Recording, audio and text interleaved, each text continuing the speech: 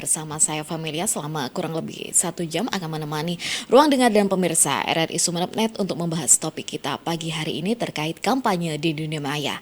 Namun sebelumnya kita ikuti terlebih dahulu suara dan tanggapan masyarakat.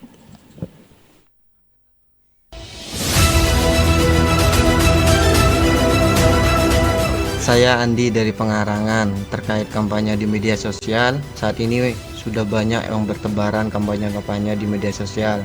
Bahkan yang memasang poster-poster mereka di FB, Instagram, dan lain-lain. Padahal saat ini belum masuk masa kampanye. Saya Hasan dari Pafresan. Akhir-akhir ini memang banyak caleg yang melakukan kampanye di media sosialnya. Kami merasa media sosial menjadi ajang yang tepat bagi mereka untuk berkampanye. Dan media sosial ini banyak dipenuhi oleh poster-poster kampanye. Jadi, tolong kalau bisa mereka ini diawas.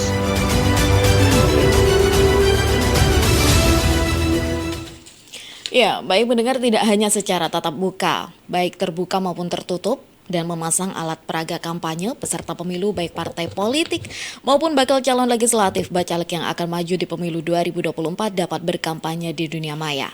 Kontestan pemilu bisa menyampaikan visi misi dan berkampanye dan programnya untuk menarik simpati netizen dengan berkampanye melalui media sosial baik Facebook, Twitter, Instagram, WhatsApp, dan media sosial lainnya. Bahkan kemajuan teknologi komunikasi telah menjadikan medsos sebagai media yang memegang peranan penting dalam menyampaikan kampanye politik. Dan untuk membahas hal itu, di jalur telepon kami telah tersambung dengan dosen dan peneliti kajian media dan komunikasi politik, ada Mas Muhammad Zuhdi. Assalamualaikum, selamat pagi Mas Zuhdi. Waalaikumsalam warahmatullahi wabarakatuh. Ya, selamat pagi Mbak Lia. Ya, kabar baik Mas hari ini. Alhamdulillah baik. Ya, Mas Zuhdi, langsung saja di masa kampanye, peserta pemilu dapat berkampanye di media sosial. Dan aturannya ditentukan melalui PKPU tentang kampanye. Dari sisi komunikasi politik, seberapa efektif kampanye di dunia maya ini, Mas? Ya, sebuah pertanyaan yang cukup menarik ini Mbak Lia ya. Begini, panggung politik nasional kita yang diwarnai banyak letupan akhir-akhir ini, Mbak ya. Aksi-aksi pertarungan politik jelang pemilu 2024 itu sudah mulai memanas suhu politiknya. Hal itu terbukti di berbagai kanal ya, berbagai sosial media, baik itu dilalui sosial media Twitter, YouTube, gitu ya, Instagram, bahkan merambah ke WhatsApp grup ya. Iya. Dan hal ini tidak bisa terhindarkan gitu. Soal efektif tidaknya perlu kita kaji ulang gitu ya. Karena semua lapisan baik elit maupun warga biasa itu harus tetap menjaga nalar dan suasana kondusif. Nah, komitmen kampanye nanti ini bukan semata pernyataan retoris seremonial saja, tapi melainkan harus terejawantah dalam sebuah sikap ya, dalam sebuah ucapan dan tindakan. Nah, hal ini menurut saya penting menjadi perhatian bagi para pemangku kepentingan, baik yang akan dilakukan oleh para calon anggota legislatif misalnya, maupun nanti pada kedua pasangan capres maupun cawapres ketika sudah sah nanti ya. Dan begitu juga oleh tim pemenangan, baik barisan sukarelawan maupun simpatisan. Dan lalu pertanyaannya, seberapa efektifkah penggunaan sosial media dalam melakukan kampanye politik gitu ya. Sebenarnya ke depan ini sangat menarik untuk kita tonton Mbak kontestasinya. Dan dalam amatan saya itu kampanye politik ke depan harus memiliki kampanye politik dunia digital gitu. Karena sekarang eranya gitu ya. Iya benar. Efektif tidaknya itu tergantung upaya-upaya yang dilakukan oleh sang pemangku kepentingan politik. Yang pasti saya berharap kampanye politik itu harus kampanye politik yang berkelas, bukan turun kelas ya. Kampanye yang berkualitas. Jadi bukan kampanye yang masih model-model pada zaman pilpres ataupun pemilu yang tahun-tahun sebelumnya gitu. Iya Mas Sudi, tapi kampanye melalui media sosial ini di dunia maya ini adakah keuntungan maupun kekurangannya menurut pandangan Mas Sudi sendiri? Iya, sama-sama ada keuntungan maupun kekurangannya. Tapi kan mau tidak mau dalam praktik demokrasi elektoral gitu ya, kampanye itu kan merupakan fase krusial, Mbak. baik bagi si kandidat maupun khalayak luas. Kampanye itu sebagai rangkaian aktivitas persuasif yang diselenggarakan secara sengaja, sadar maupun bertahap, dan juga berkelanjutan dalam periode waktu tertentu. Kan nanti ini kampanye pemilu itu kan kalau nggak salah saya baca di data KPU itu akan dimulai pada tanggal 28 November ya, Ya. 2023 hingga 10 Februari 2024. Hal ini sangat perlu untuk dimanfaatkan sebaik mungkin, termasuk soal pertanyaan Mbak Lia tadi, kekurangan maupun kelebihannya itu di mana. Jadi jangan kemudian ketika sudah masuk pada masa pelaksanaan kampanye, lalu ditemukan kekurangan-kekurangannya, saya kira itu akan menjadi penghambat ya, Pak, untuk mencapai satu tujuan atau goal. Maka dari itu menurut saya mulai saat ini perlu diperhatikan itu dari aspek kekurangan-kekurangannya maupun kelebihannya. Karena masyarakat sekarang kita dihadapkan dengan preferensi pemilih, khususnya bagi milenial nih sudah paling banyak saat ini untuk menjadi pemilih. Dan sekarang kontestasinya melalui dunia digital, kampanye media sosial itu. Ya, Mas Zudi, kampanye medsos ini apakah juga dapat mendongkrak elektabilitas dan popularitas para calon sendiri? Ya, kalau misalkan dipersiapkan jauh-jauh hari, akan memberikan dampak elektabilitas elektoral, Mbak. Karena begini, realitasnya ya, Mbak, masa kampanye dalam dunia media sosial, dalam amatan saya itu sepanjang saya melakukan penelitian itu, masa kampanye ini kan kerap menghadirkan paradoks yang tidak seluruhnya positif bagi proses konsolidasi demokrasi gitu. Misalnya produksinya, reproduksinya, distribusinya, dan konsumsi narasi, hal-hal yang akan dipakai itu perlu menjadi perhatian khusus. Jangan sampai terpancing pada penggunaan narasi kebohongan yang kian membuncah di era post-Prat ini, karena itu bisa merugikan pada si kandidat maupun pada kandidat yang lainnya, gitu ya. Jadi harus ada situasi dengan keyakinan dan perasaan pribadi itu lebih berpengaruh dalam pembentukan opini publik dibandingkan fakta-fakta objektif. Karena yang menilai itu adalah netizen. Karena ini kajiannya ini kan kampanye di media sosial gitu. Jadi netizen itu memberikan value, nilai melalui sosial media. Mereka free, mereka bebas mau menilai positif maupun negatif. Maka hal-hal itulah yang perlu diperhatikan oleh para caleg maupun nanti para capres maupun cawapres. Karena apa yang saya katakan tadi itu termasuk soal program-program yang ditawarkan itu harus jelas, Mbak. Dan itu harus logis, harus masuk akal. Sehingga termasuk penggunaan narasi yang saya sampaikan barusan di sosial media itu nggak begitu terlalu panjang sebenarnya, simple tapi memberikan dampak atau pengaruh yang cukup signifikan gitu. Iya, tapi Mas Zudi, pengguna medsos ini tidak semua orang dapat menggunakan, hanya terbatas juga, dan yang aktif bermedia sosial seperti di Instagram, Facebook, dan TikTok yang secara umum aktif ini hanya melalui WhatsApp saja, Mas Zudi. Ya, yang paling banyak memang saya amati itu banyak masyarakat kita hanya di WhatsApp meng-share informasi, katakanlah informasi itu agak bombastis sedikit, kemudian di-share ke grup WhatsApp itu banyak berkelimpungan banyak.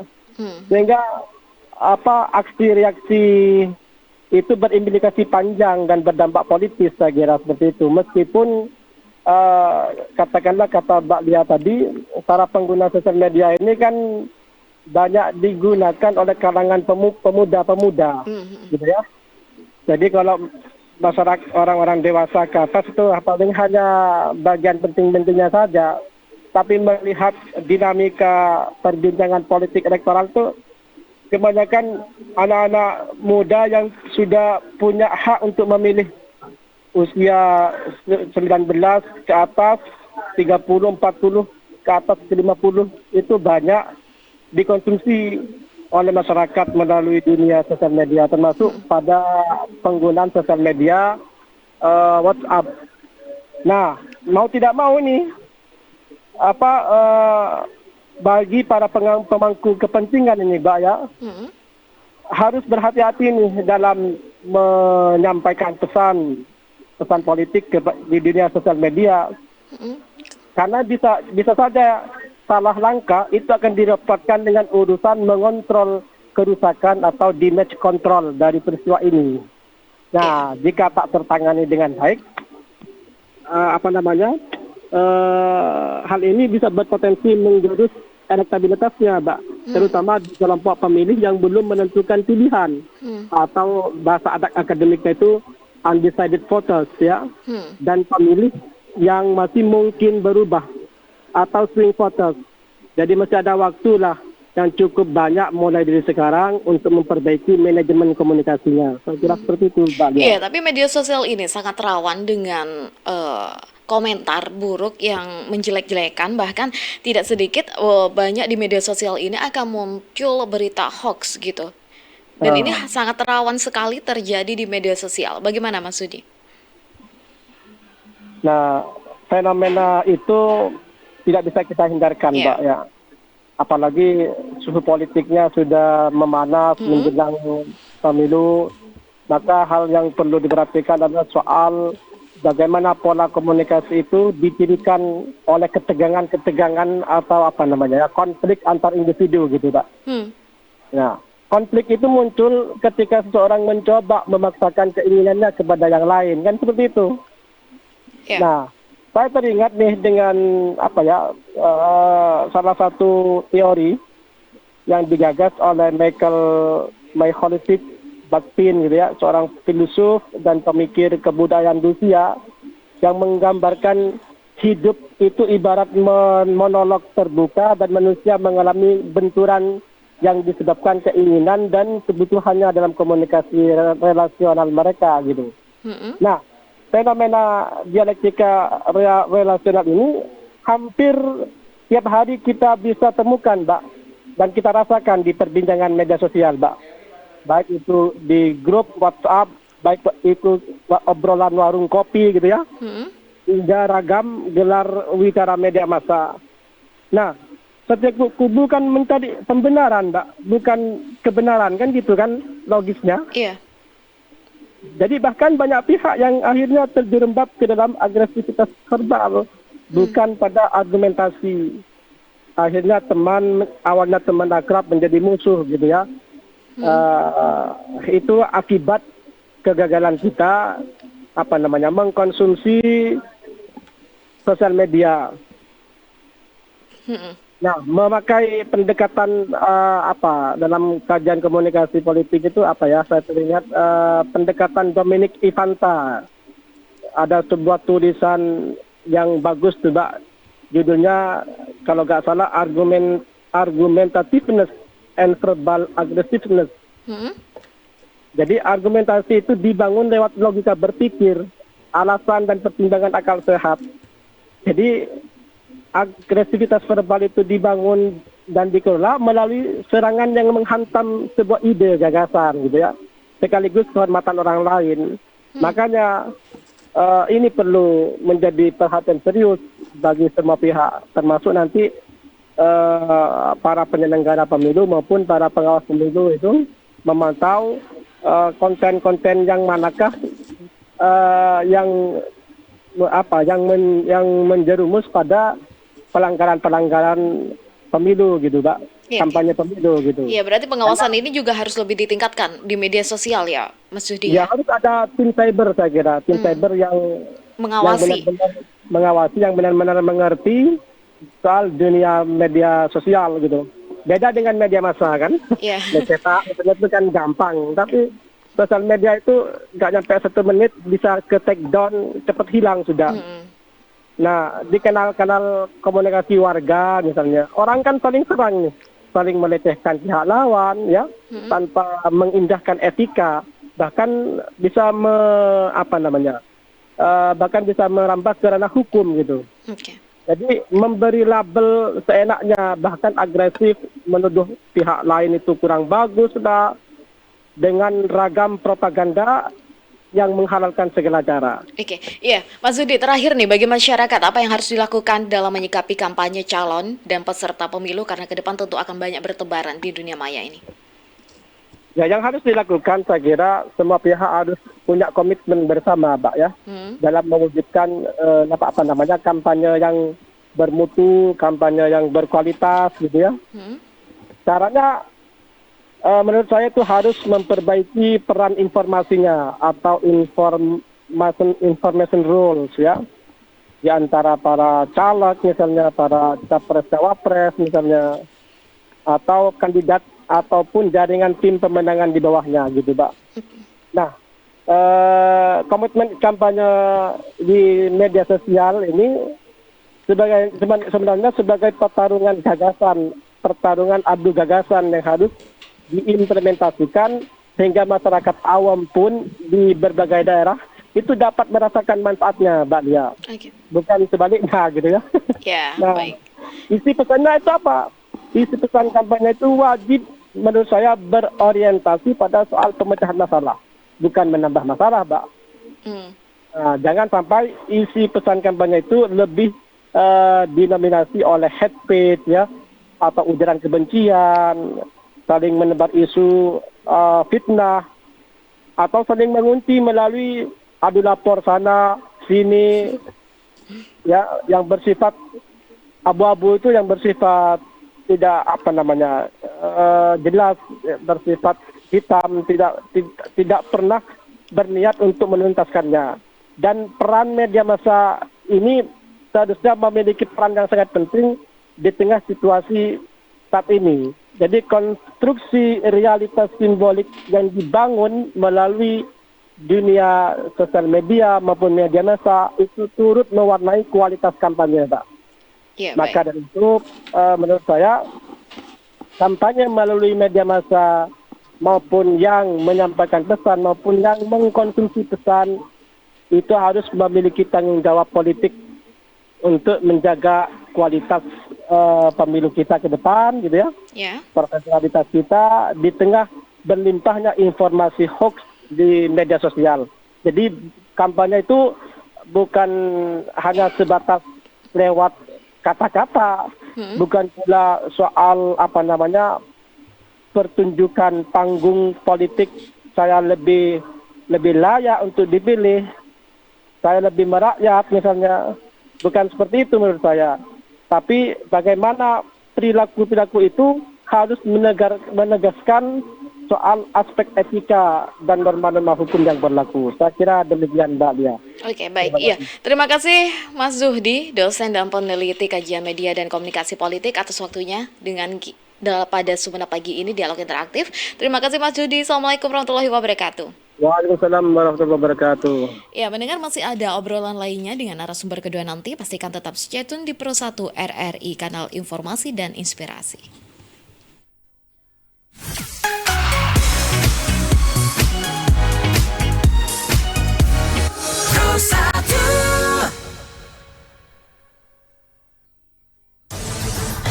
Sulastri, silakan maju ke depan.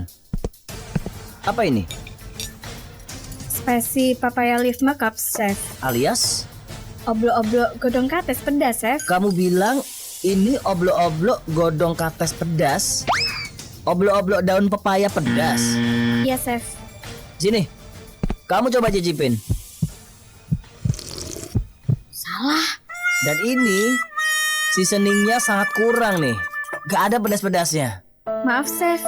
Saya salah mengambil bahan dan tidak teliti dalam memasak. Kali ini kamu saya maafkan. Tapi untuk pemilu 2024 besok, kamu harus teliti. Jangan salah dalam memilih pemimpin. Karena ini tidak untuk main-main. Tidak sekedar berkompetisi. Tapi ini untuk masa depan Indonesia. Teliti sebelum memilih pemimpin. RRI Digital. Nikmati kemudahan interaksi, partisipasi, dan kolaborasi dengan RRI Digital. Interaksi, dengar dan saksikan siaran langsung kami. Daftarkan akun Anda dan mulailah berinteraksi di setiap program dan konten kami. Partisipasi, kreasikan konten Anda berupa berita, podcast, vlog, film, musik, dan playlist. Kolaborasi, kami mengajak berbagai komunitas untuk berkembang bersama melalui digital platform. RRI Digital kini juga menghadirkan terobosan baru, workspace platform, dan online learning platform dengan fasilitas-fasilitas unggulan, monitor impact and outcome, meeting online, video conference, dan library. RRI Digital menghadirkan fitur-fitur untuk peningkatan interaksi, partisipasi, kolaborasi, workspace, dan learning. Segera download RRI Digital.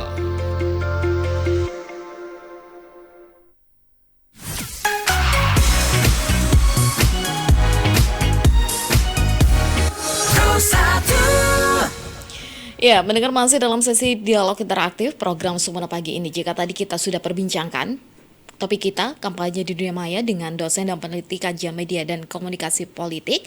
Selanjutnya kita kembali terhubung dengan Divisi Pencegahan Partisipasi dan Humas Bawaslu Sumeneb, ada Bapak Osnan Hermawan. Assalamualaikum, selamat pagi Pak Osnan. Waalaikumsalam warahmatullahi wabarakatuh. Iya, kabar baik hari ini Pak Osnan? Alhamdulillah baik. Ya, Pak Osnan, di masa kampanye nanti, peserta pemilu baik parpol maupun caleg dapat berkampanye di media sosial. Seperti apa pola pengawasan yang akan dilakukan oleh Bawaslu? Terima kasih Mbak Lia.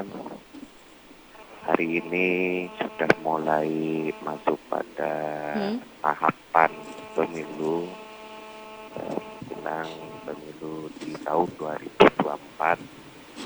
Di antaranya ada beberapa metode kampanye, yaitu seperti tema kali ini, yaitu metode kampanye Di dunia maya.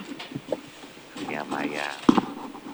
Tentu kami Bawaslu Sumeneb secara institusi kelembagaan itu, konstitusi kelembagaan itu punya tanggung jawab terkait dengan pengawasan.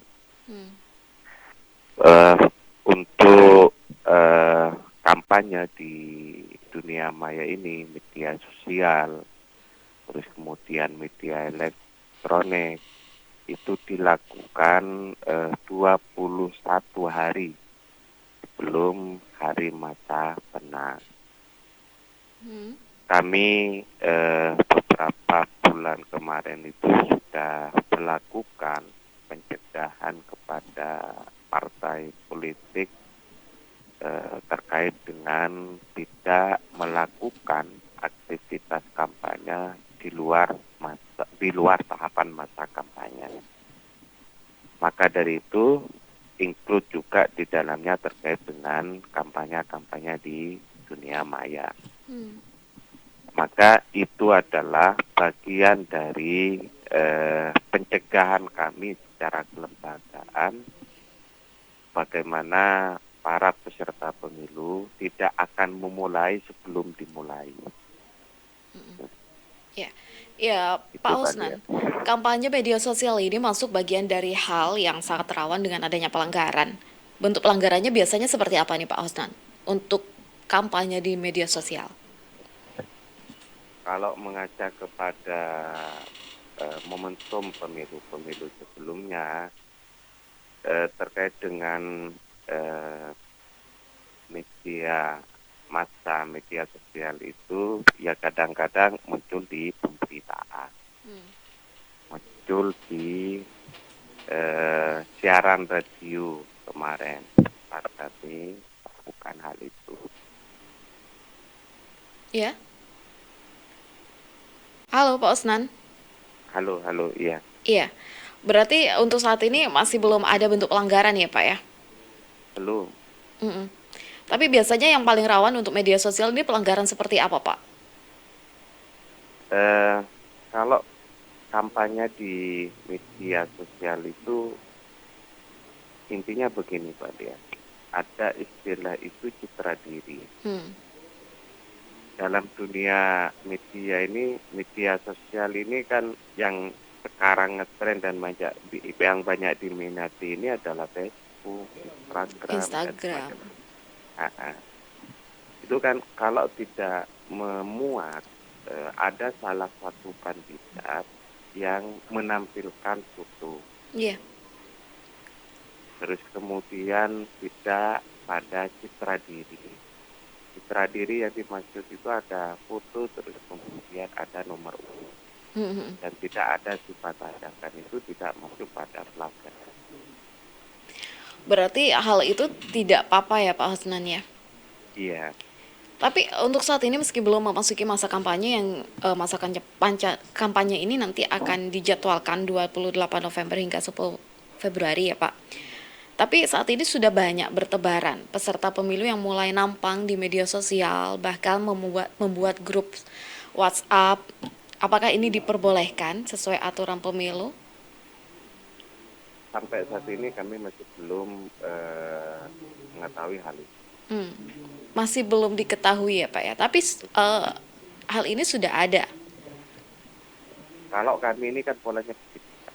Kami lebih satu itu adalah bentuk pencegahan. Ini pemain Bawaslu ini hari ini lebih memaksimalkan itu adalah pencegahan. Pencegahan itu satu yang bentuk konkret dan sudah kami lakukan secara kelembagaan itu kami sudah bersurat melakukan himbauan kepada peserta pemilu agar tidak memulai tahapan sebelum tahapan aktivitas seperti kampanye yang hari ini kadang-kadang dianggap tahapan yang paling krusial. Yeah. Padahal tahapan-tahapan sebelumnya itu terkait dengan penyusunan daftar pemilih kan itu sebenarnya yang sangat krusial. Tapi di para peserta pemilu itu kan dianggap kampanye itu, karena hari ini sebenarnya masuk pada tahapan di mana semua peserta pemilu itu partai politik itu boleh mengadakan kegiatan yang sifatnya sosialisasi kepada masyarakat. Tapi yang perlu digarisbawahi tidak ada istilah ajakan kepada masyarakat. Ini adalah pengetahuan terkait dengan kepemiluan yang kita hadapi ini.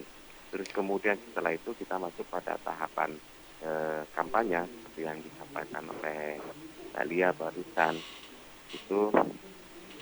Maka untuk media sosialnya itu tidak dimulai dari awal tahapan kampanye, tapi ada waktu 21 hari, 21 hari sebelum masa. Nah, maka ini yang menjadi pengawasan kami secara kelembagaan. Maka kami juga mengajak kepada masyarakat secara umum untuk menjadi bagian, yaitu istilahnya itu di kami menjadi pengawasan partisipasi masyarakat, pengawasan partisipatif. Itu bagaimana peran masyarakat itu juga berfungsi sebagai bahan dari kami itu untuk menjadi bagian dari pengawasan aktivitas para peserta. Iya, jika di media sosial terpampang foto figur salah satu calon ini dengan ada kata-kata mohon dukungan, ini masuk kata sosialisasi atau ajakan, Pak Osnan? Kalau mohon dukungan dan partisipasinya pada pemilu nanti, kita melihat pada seperti katanya itu, yang nggak boleh hari itu adalah sifatnya ajakan. Berarti hal itu tidak apa-apa ya Pak Osnan ya? Ayo pilih saya, ayo dukung saya gitu kan. Ada kata ayonya. Mohon doa gitu kan. Mohon doa. Ini kan ya dimaknai seperti apa kalau mohon dukungan, gitu. Mohon dukungan dan partisipasinya. Iya, partisipasinya itu kan itu agak sedikit umum gitu. Partisipasi dalam tanda kutip itu bahwa masyarakat partisipasi kan kehadiran masyarakat tapi tidak terfokus pada satu paslon. Iya.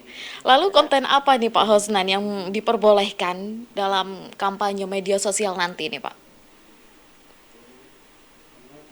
Kalau di media sosial itu banyak Pak. Media sosial itu kan diantaranya itu termuat dari visi misi. Maka perlu juga diketahui bahwa pemilih hari ini pemilih milenial ini cukup mendominasi dari tersebut. artinya pemilih-pemilih milenial ini kan semuanya sudah tidak gaptek dalam teknologi. Artinya sudah melek bahasa kita ini sudah mengetahui. Maka pengawasan partisipatif inilah yang kami harapkan dari masyarakat secara gitu. Iya, Maka di media sosial itu ya temuan informasi, ada nomor gambar. Biasanya kan begitu, orang yang anggaplah menaikkan elektabilitas. Siapa yang mereka iya. Terputus-putus Pak Osnan, mohon maaf terputus-putus suaranya.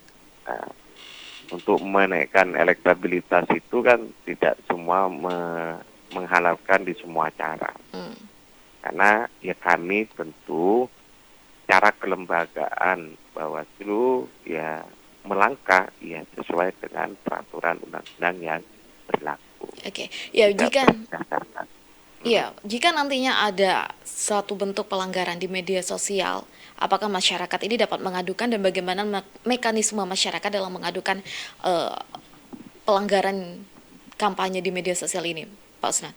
Pertama itu ada laporan, Mbak.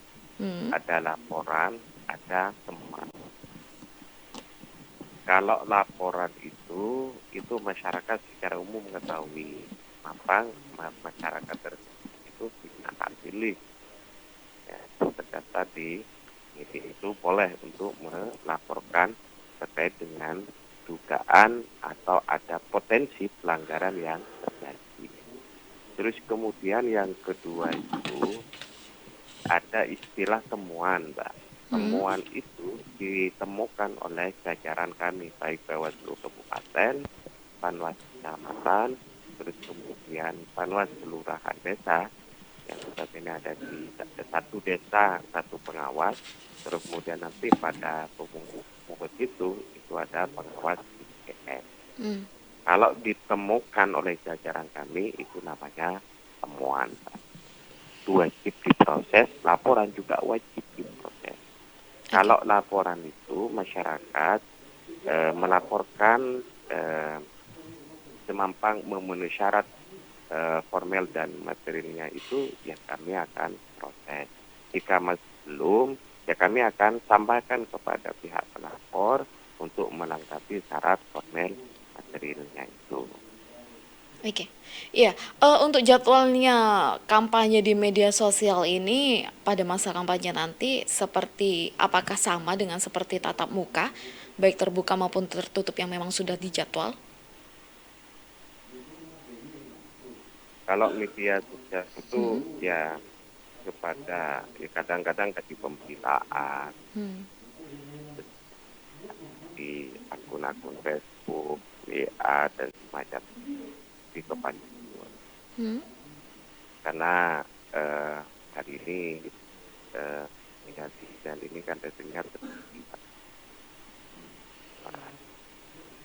ya metode kampanye itu kan tatap muka ya ada.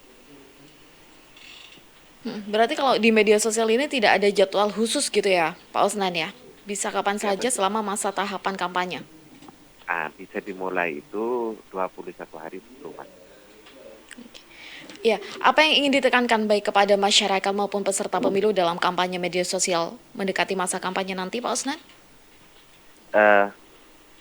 Kami menekankan bahwa melakukan tahapan kampanye ini ya satu itu sesuai dengan peraturan undang-undang yang sehingga para peserta, para kontestan di 2024 ini tentu saja melakukan aktivitas kampanye ini tidak melanggar pada peraturan yang berlaku sesuai dengan Undang 7 tahun 2017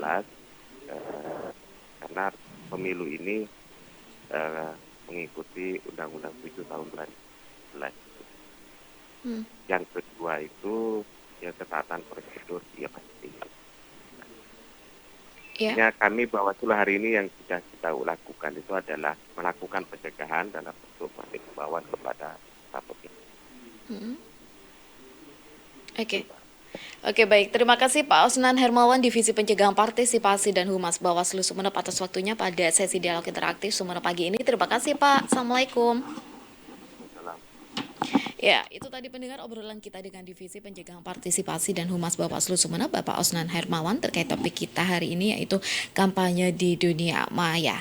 Dan tentu kita semua berharap agar kampanye di dunia maya nanti ini dapat digunakan dengan maksimal tanpa adanya berita-berita hoax yang menyebar di media sosial, di mana untuk diketahui bahwa masa kampanye ini nantinya akan dimulai pada 28 November 2023 hingga 10 Februari 2024. Sedangkan untuk hari H pemungutan dan penghitungan suara ini dijadwalkan akan dilakukan pada 14 Februari 2024. Ya, demikian dialog interaktif Sumeneb pagi ini. Saya Familia bersama kerabat kerja yang bertugas, penyiar Siti Aisyah, gatekeeper Waisul Karni, kru RRI Sumeneb Net Ahmad Zaini dan Faizin. Undur diri dari ruang dengar dan serta pemirsa RRI Sumeneb Net tetap di Pro 1 RRI Sumeneb karena masih banyak segmen menarik lainnya. Wassalamualaikum warahmatullahi wabarakatuh. Pro 1, kanal informasi dan inspirasi. Kanal informasi dan inspirasi.